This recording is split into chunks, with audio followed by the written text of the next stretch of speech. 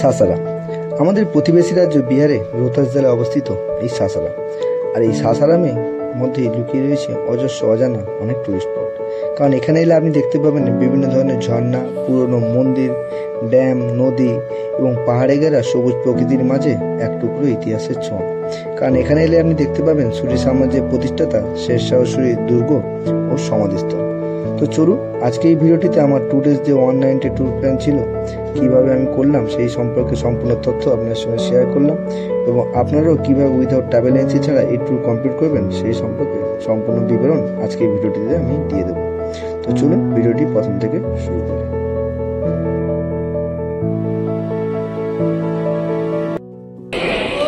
নতুন একটা ভিডিওতে সবাইকে স্বাগত। আর এখন আমি দাঁড়িয়ে রয়েছি হাওড়া স্টেশনে 9 নম্বর প্ল্যাটফর্মে। আর আজকে একটি নতুন ডেস্টিনেশনে আমরা যাচ্ছি, সেটি হলো বিহারের সাসারাম। এটা বিহারের একটা অফিস ডেস্টিনেশন। আর এই সাসারাম যাওয়ার জন্য হাওড়া এবং শিয়ালদা থেকে প্রচুর ট্রেনের অপশন রয়েছে, যেগুলো আমি স্ক্রিনে দিয়ে দিচ্ছি, আপনারা দেখে নিতে পারেন। কিন্তু আমি সাজেস্ট করবো আপনারা যদি নেতাজি এক্সপ্রেস বা দুন এক্সপ্রেস ধরে যান সেক্ষেত্রে একটু বাড়তি সুবিধা পাবেন, কারণ এই ট্রেনগুলি খুব ভোর ভোর সাসারামে পৌঁছায়। সেক্ষেত্রে আপনি পুরোটা দিন পেয়ে যাবেন ঘোরার জন্য। গুড মর্নিং সবাইকে। আমরা এখন পৌঁছে গেছি সাসারাম জংশনে। আর ঘড়িতে এখন সময় 6:35। তো ফাইনালি আমরা এই নেতাজি এক্সপ্রেস এখন বেরিয়ে যাচ্ছে। এই ট্রেনে করে আমরা সাসারামে পৌঁছলাম। তো এখন বাইরে যাবো, আমরা হোটেল খুঁজবো, তারপর ফ্রেশ হয়ে আমাদের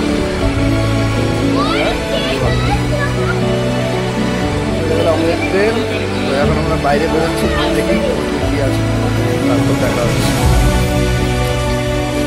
এই হলো সাসারাম জংশন রেলওয়ে স্টেশনের বাইরের ছবি। সামনে গেলে হচ্ছে জিটি রোড, এই সোজা।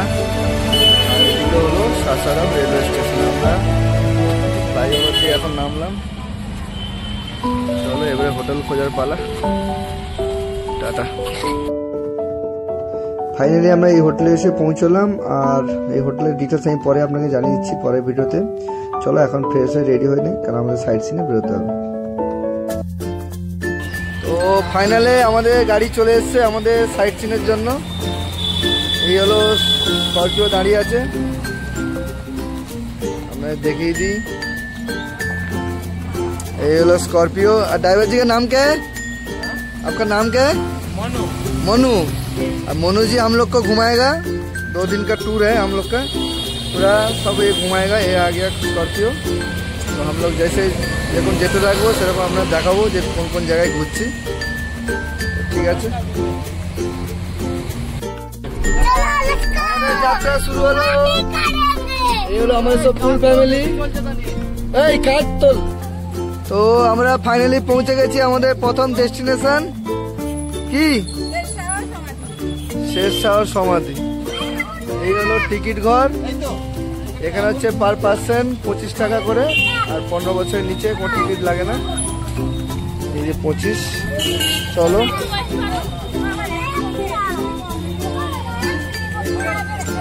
ওই যে দূরে দেখা যাচ্ছে। তো আমরা ফাইনালি প্রবেশ করছি শেরশাহ সমাধি।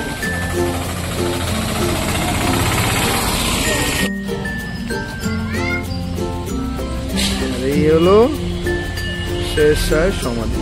চলুন ভেতরে প্রবেশ করা যাক।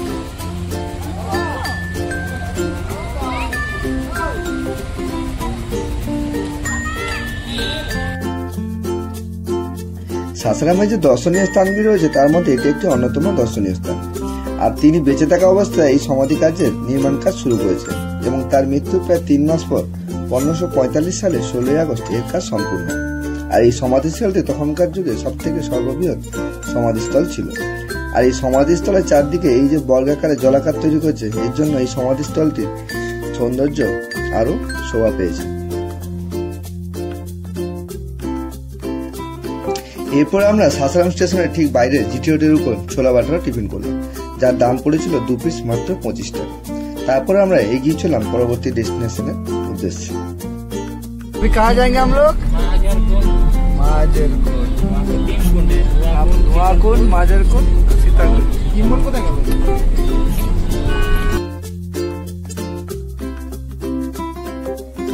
তারাচণ্ডী মন্দিরকে বাম দিকে রেখে আমরা এগিয়ে চললাম একই নদীর উপর সৃষ্টি তিনটে ওয়াটারফলস দেখতে, যার নামগুলো হলো সীতাকুণ্ড, মাঝের কুণ্ড এবং ধুঁয়াকুণ্ড। আর এই ওয়াটারফলসে যাওয়ার রাস্তাটির কন্ডিশন খুবই খারাপ, তো অনেকেই দেখছি অটো নিয়ে আসছেন। তো আমি সাজেস্ট করবো যারা অটো নিয়ে আসছেন তাদেরকে বলবো না আসাই ভালো। আপনারা যখনই আসবেন এখানে 4 চাকা বুক করেই আসবেন, সেক্ষেত্রে অনেকটা সেফ জার্নি হয়। আর যখনই এখানে আসবেন অবশ্যই বর্ষাকালে আসবেন, কারণ এই বর্ষাকালের সময় এই ওয়াটারফলসগুলো একটু অ্যাক্টিভ থাকে, কারণ জল পাওয়া যায়। এছাড়া গরমকালে এলে পা ফেলতে পারবেন না, কারণ পুরোটাই পাথরের মাটি। আবার শীতকালে এলে ওয়াটারফলসে জল পাবেন না। তো সেই জন্য আমি সাজেস্ট করবো এই জুলাইয়ের পর থেকে জুলাই, আগস্ট, সেপ্টেম্বর, অক্টোবর পর্যন্ত এই জায়গায় এলে অবশ্যই ওয়াটারফলসগুলোকে ভালোভাবে আপনি দেখতে পারবেন।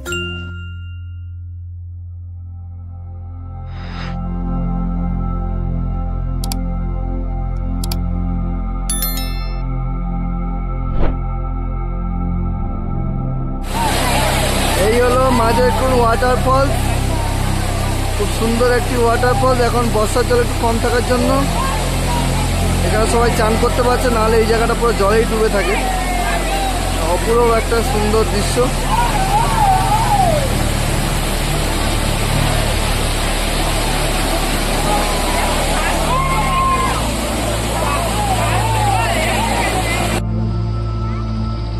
আমরা এখন মাঝের কুণ্ড দেখে সীতাকুণ্ডের দিকে যাচ্ছি। শীতকুণ্ড না ধোঁয়াকুণ্ড, ধোঁয়াকুণ্ডের দিকে যাচ্ছি।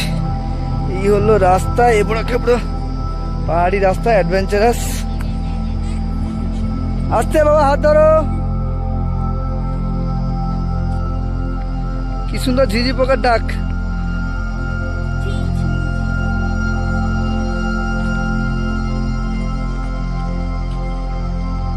হ্যাঁ, এই হলো ধোঁয়াকুণ্ড, গভীর আর নিচে পড়ে পুরো ধোঁয়ার মতো হয়েছে। উল্টো দিকটা আপনাদের ভিউটা। আমরা এখন ধোঁয়াকুণ্ড ওয়াটারফলসের ভিউ দেখতে যাচ্ছি এই অ্যাডভেঞ্চার রাস্তা দিয়ে। এটা একটা মন্দির, এর ভেতর দিয়ে আমরা যাচ্ছি। ওরে বাবা, মাথা নামিয়ে যেতে হচ্ছে।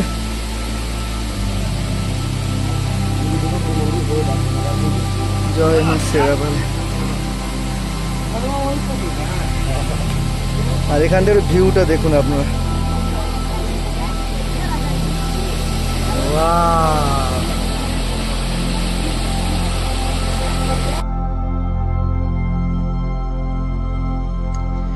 এরপর আমরা রাস্তার দুপাশে প্রাকৃতিক সৌন্দর্য দেখতে দেখতে আমরা এগোতে চললাম আমাদের পরবর্তী ডেস্টিনেশন তুতলা ভবনের উদ্দেশ্যে।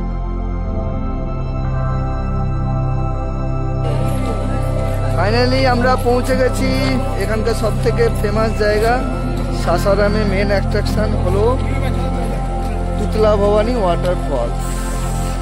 এই হলো আমার পেছনে তুতলা ভবানী ওয়াটারফলস। ভালো করে চারদিকে ভিউটা আপনার দেখাচ্ছি। এই তুতলা ভবানী ওয়াটারফলসে পৌঁছতে গেলে আপনাকে গাড়ি পার্কিং করে প্রায় 1 কিলোমিটার হেঁটে আপনাকে পৌঁছতে হবে এই ওয়াটারফলসের কাছে। এছাড়া এখানে আপনার টোটোর অপশান রয়েছে, সেক্ষেত্রে পার হেড 10 টাকা নিয়ে থাকে। আচ্ছা, আপনারা যে রিজার্ভ করে আসেন সেক্ষেত্রে 100 টাকা পার টোটো নিয়ে থাকে। তো আপনাদের পজিশন মতো আপনারা সেই সুবিধা মতো আপনারা এই ওয়াটারফলসে পৌঁছবেন।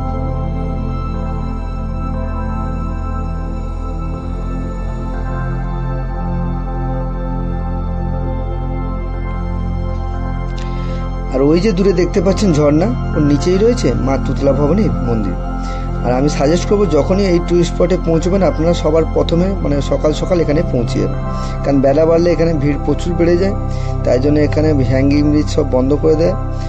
তো যেটা আমাদের সঙ্গে হয়েছিল, আমাদের যখন যাই এই ব্রিজ বন্ধ করে দেয়, তাই আমরা পৌঁছতে পারিনি মন্দির পর্যন্ত। তো সেই জন্য আমি বলবো যখনই এখানে আসবেন খুব সকাল সকাল পৌঁছবেন।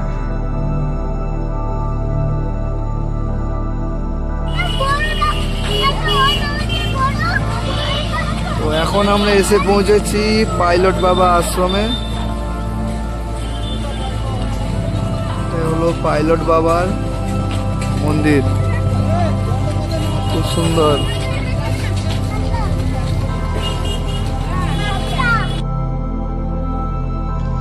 এই মন্দিরটি যিনি প্রতিষ্ঠাতা তিনি একজন উইং পাইলট ছিলেন। তার নাম অনুসারে এই মন্দিরটির নামকরণ হয়েছে।